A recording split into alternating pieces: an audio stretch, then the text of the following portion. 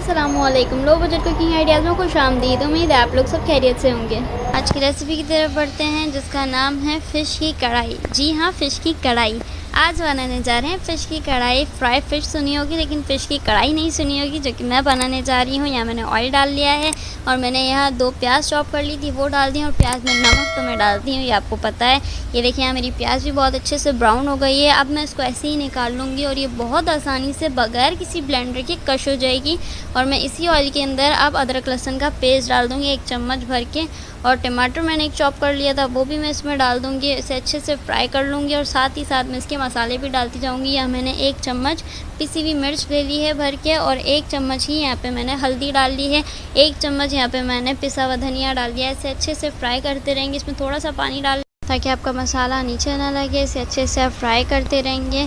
फिर उसके बाद यहाँ पे मैंने 1 कप दही ले लिया था, वो 1 कप दही इसमें मैं ऐड कर दूँगी। फिर इसे और अच्छे से फ्राई करूँगी। दही डालने के बाद थोड़ा सा कलर चेंज हो जाता है। देखिए यहाँ मैंने नमक भी डाल दिया है 1 चम्मच, जो मैं डालना भूल गई थी नमक। अब इसे और अच्छे से हम पका लेंगे। इसमें बॉयल आने लग जाएगा। ज़्यादा मुश्किल नहीं है फ़िश की कढ़ाई, बहुत आसान है। आप लोग ज़रूर ट्राई करिएगा। बहुत मज़े की बनी थी मेरी भी।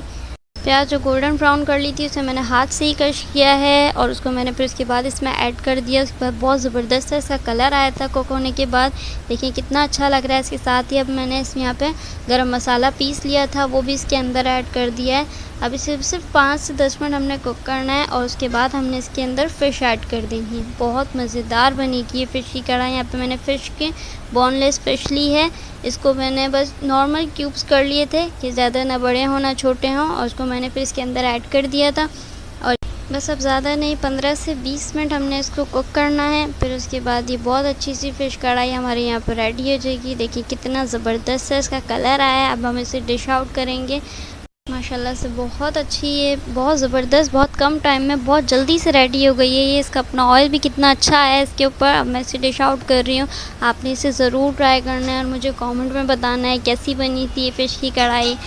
बहुत से लोगों का यही इशू होता है, ये कढ़ाई में मसाला नहीं होता। मेरी चिकन की कढ़ाई में भी आपको मसाला मिलेगा और यहाँ मेरी फ़िश की कढ़ाई में भी बहुत अच्छी सी इसमें ग्रेवी आ गई है, बहुत अच्छा सा मसाला आ गया है।